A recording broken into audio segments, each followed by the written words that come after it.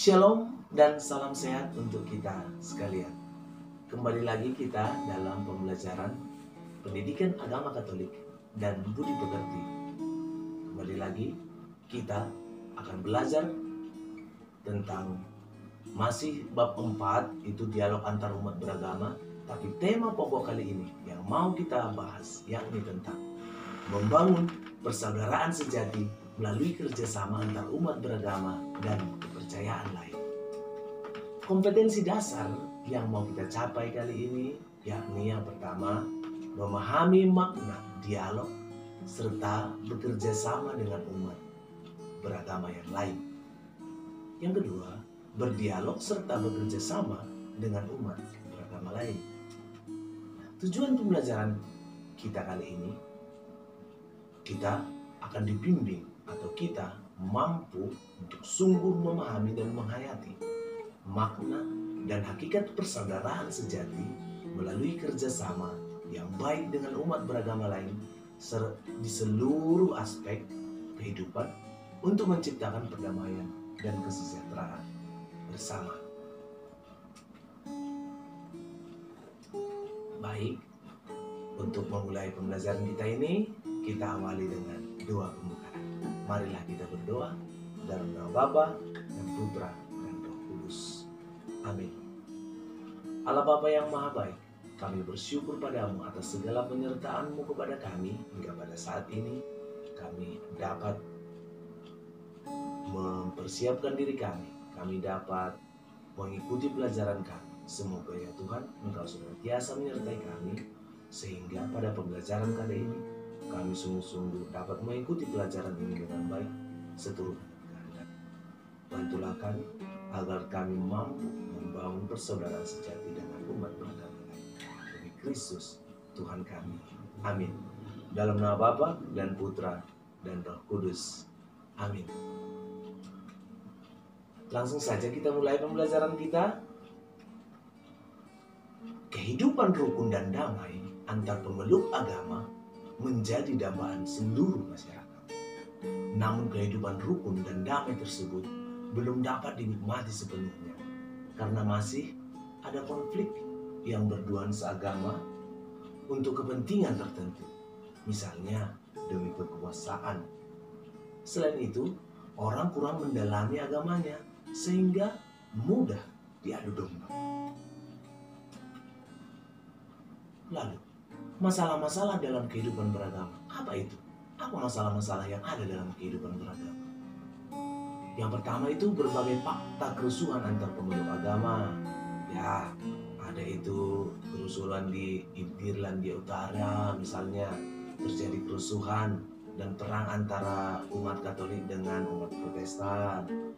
Di Kashmir sering ada kerusuhan dan perang antara umat Hindu dan Islam. Di beberapa negara Timur Tengah terjadi kekerasan terhadap penganut-penganut agama lain dan lain sebagainya. Nah, itu dia. Lalu yang kedua, sebab-sebab kerusuhan antar pemeluk agama itu apa? Nah, yang pertama, agama sering diperalat atau ditunggangi demi kepentingan lain yang bersifat politis dan ekonomis. Dua, fanatisme sempit karena kurang memahami agama sendiri dan agama orang lain. Tiga, merasa posisi dan pengaruhnya terancam karena adanya agama lain. Merasa agama lain itu adalah saingan, sehingga itu terjadi konflik. Yang keempat, pencemaran simbol-simbol agama oleh pemeluk agama lain. Ini penting. Lalu yang ketiga, akibat kerusuhan antar pemeluk agama. Apa itu akibatnya? Yang pertama, hilangnya banyak nyawa, bahkan yang tidak berdosa. Dua, terjadi gelombang pengungsian yang banyak.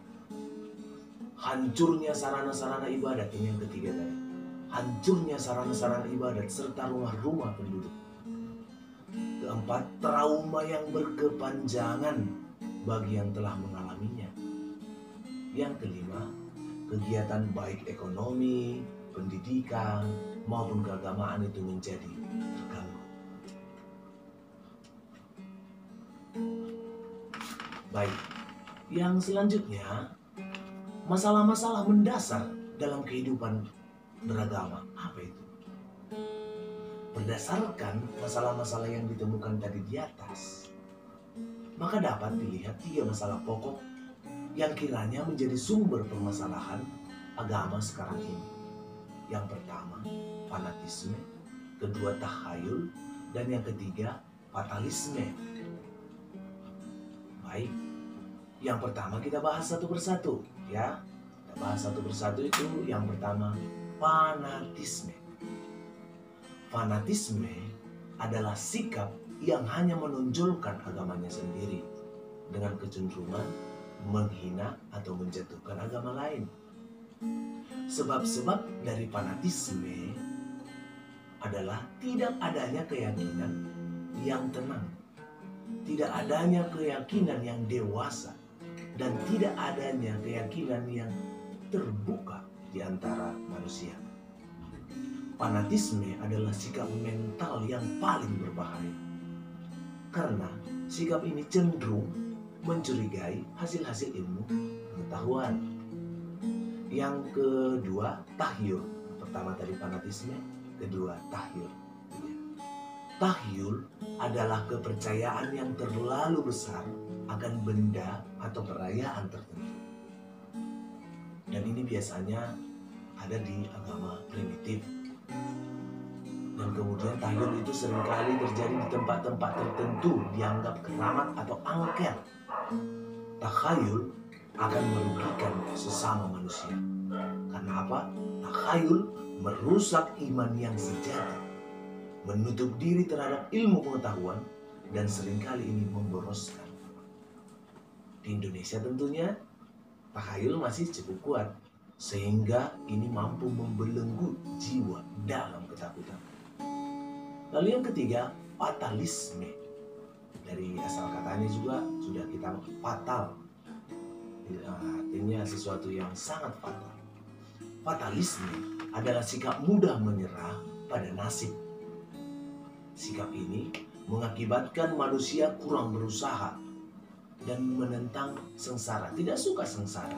Kalau bisa yang enak-enak. Nah, orang-orang fatalis mempunyai pandangan tentang Tuhan yang picik. Itu pandangan tentang Tuhan yang picik dan paham yang tidak realistis tentang dunia. Tuhan itu seakan-akan menakdirkan segala sesuatu itu menjadi buruk. Ia mudah lari ke dalam menakdirkan segala sesuatu itu memang berasal dari Tuhan karena tidak baik dan lain sebagainya. Begitulah kira-kira diterangkan tentang fatalisme. Sehingga fatalisme ini mampu melumpuhkan daya tekun, kekuatan untuk melawan rintangan-rintangan. Dan jelas ini akan menghambat pembangunan nasional di segala bidang di negara Indonesia. Lalu sekarang kita masuk ke fungsi agama. Apa itu fungsi agama? Tadi kan kita sudah belajar tentang, sudah mendengarkan tentang akibat-akibatnya. Apa itu kalau agama, apa yang sering membuat itu bermasalah. Ada satu tadi fanatisme, fatalisme, dan satu lagi. Lalu kemudian apa itu fungsi agama? Yang pertama, mewartakan keselamatan. Itu sangat jelas. Yang kedua, mewartakan arti hidup. Lalu yang ketiga, mengajarkan cara hidup. Sangat jelas ini. Dan ini harus diingat. Mewartakan keselamatan. Yang kedua, mewartakan arti hidup. Dan yang ketiga, mengajarkan cara hidup. Nah, dilihat dari fungsi-fungsi agama tersebut, sebenarnya tidak ada kemungkinan atau sulit dipahami bahwa ada kerusuhan dan bencana yang disebabkan oleh agama. Semua penganut agama harus menyadari fungsi agama yang sebenarnya dan kemudian mampu menjalin kerjasama dalam persaudaraan yang sejati dengan umat atau dengan agama yang lain. Karena cita-cita semua agama yang sebenarnya itu sama, yakni keselamatan manusia. Sekali lagi, keselamatan manusia. Kita lanjutkan. Lalu apa ajaran kitab suci tentang membangun persaudaraan antar pemeluk agama. Nah, saya minta untuk dicari nanti atau dibaca Injil Lukas bab 10 ayat 25 sampai Lukas 10 ayat 25 sampai 30. Silakan dibaca nanti. Nah, apa mau dikatakan di sana? Sikap Yesus tegas dalam hal membangun persaudaraan sejati. Dia tidak mengenal atau dia tanpa mau mengenal latar belakang, tanpa mau mengenal asal usul dari seseorang. Hal ini tampak dalam perumpamaan tentang orang Samaria yang baik, atau tentang yang lain, bagaimana dia berbicara dengan orang berdosa dan lain sebagainya. Dia tidak membatasi dirinya dengan satu sukunya. Bukan tidak hanya dengan orang Yahudi dia. Tidak dengan hanya orang-orang yang mengikuti dia berbicara, tidak. Tetapi kepada siapa saja yang datang kepadanya. Dia, Yesus sendiri menunjukkan persaudaraan yang sejati. Yesus memberikan teladan bahwa persaudaraan sejati tidak dibatasi oleh ikatan darah, ikatan suku atau agama. Nah, kemudian yang pertama tadi ajaran gereja, ajaran kitab suci. Yang kedua, ajaran gereja tentang membangun persaudaraan antara pemeluk agama. Silahkan dicari nanti dalam artikel Konsili Vatikan kedua di Nostra Aetate, artikel 1 dan artikel 2. Saya minta untuk dicari. Jangan lupa, ini sangat baik, isinya juga sangat menarik untuk dibaca. Nah, dari artikel 1, artikel 2 itu, Nostra Aetate artikel 1, artikel 2, mau disampaikan begini. Konsili Vatikan kedua dalam dokumen Nostra Aetate artikel 1-2 ini mengatakan bahwa kita hendaknya menghormati agama-agama dan kepercayaan lain. Nostra Aetate juga menegaskan bahwa setiap orang yang tidak mencintai sesamanya dan tidak mau bersikap sebagai saudara dengan umat dari agama lain, maka ia tidak mengenal Allah. Sekali lagi, yang tidak mau mengenal sesamanya sebagai saudara, maka dia tidak mengenal Allah. Yang ketiga, dokumen ini juga mengatakan gereja ingin mengecam segala bentuk diskriminasi. Lagi, gereja, khususnya gereja Katolik yang dimaksud ini, mengecam segala bentuk diskriminasi. Nah, itu tadi ajaran kitab suci dan ajaran gereja.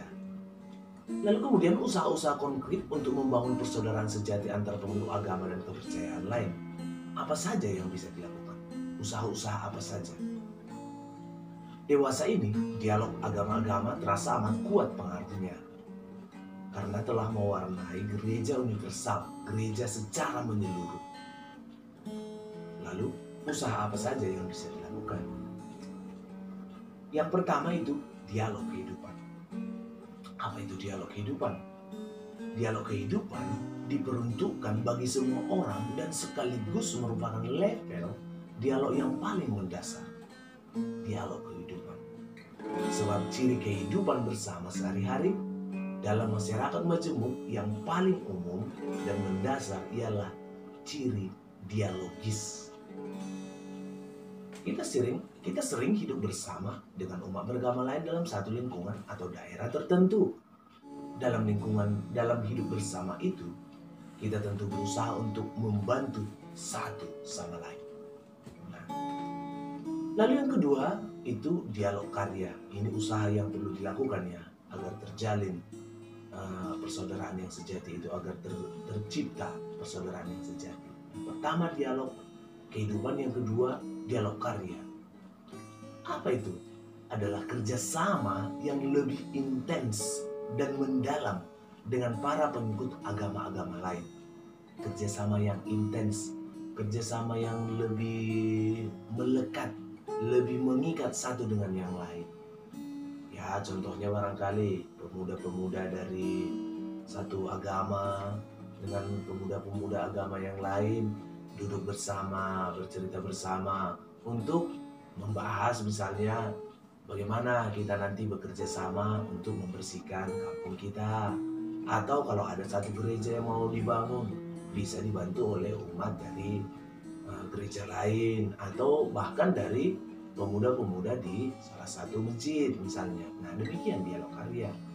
Mereka saling membuat karya yang kemudian saling menguntungkan satu dengan yang lain. Nah, dialog karya ini juga ini sangat baik karena ini mengutamakan bonum commune yang sering kita sebut dengan yang diartikan dengan kepentingan bersama. Bonum commune, kebaikan bersama atau kepentingan bersama. Itulah fungsi dari dialog karya. Lalu yang ketiga, dialog pengalaman iman. Nah, kalau ini termasuk dialog tingkat tinggi, dialog pengalaman iman. Dialog ini termasuk di dalam kerjasama dan atau sering disebut dialog tingkat tinggi.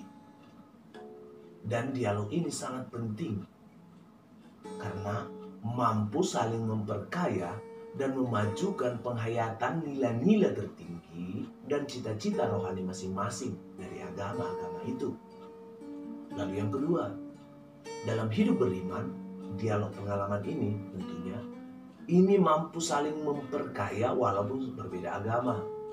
Adanya banyak ajaran yang sama, ada banyak visi dan misi yang sama. Lebih dari itu, semua orang ternyata mempunyai perjuangan yang sama, yakni berjuang untuk mampu bertahan hidup. Bahkan orang kaya sekalipun, mereka tetap harus memperjuangkan agar mereka tetap hidup. Karena kalau tidak hidup, tidak ada artinya kekayaan yang dia miliki. Nah, lalu yang ketiga, dengan dialog pengalaman iman, kita dapat memperoleh banyak hal dari apa yang kita pelajari. Contoh dari agama Islam, agama Hindu, Buddha, Konghucu, dan aliran-aliran kepercayaan lainnya. Nah, kira-kira dari agama Islam kita belajar tentang sikap pasrah, kepercayaan yang teguh pada Allah yang Maha Esa. Lalu kemudian dari agama Hindu dan Buddha kita belajar tentang hal-hal batiniah. Lalu dari agama Konghucu kita bisa belajar tentang hidup moral dan perilaku.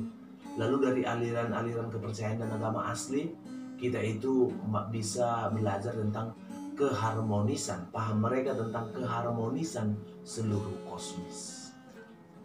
Gitu kira-kira yang bisa kita pelajari tentang dialog iman dari agama-agama lain. Nah, lalu bagian penting juga yang perlu kita miliki, sikap-sikap yang perlu kita miliki untuk membangun persaudaraan sejati. Yang pertama itu bersikap dewasa, kritis agar agama tidak diperalat demi kepentingan politik dan ekonomi. Yang kedua, menjauhkan diri dari setiap provokasi yang muncul dari fanatisme buta. Yang ketiga, berani mencegah terjadinya pencemaran terhadap simbol-simbol agama lain. Nah, itu sikap yang perlu kita ambil. Lalu kemudian, sampailah kita di penghujung pembelajaran kita. Nah, kesimpulan dari apa yang kita pelajari hari ini, dari apa yang Bapak sampaikan, ya, dilihat dari fungsi-fungsi agama, yaitu mewartakan keselamatan, arti hidup serta mengajarkan cara hidup yang baik, maka sulit dipahami bahwa ada kerusuhan dan bencana yang disebabkan oleh agama.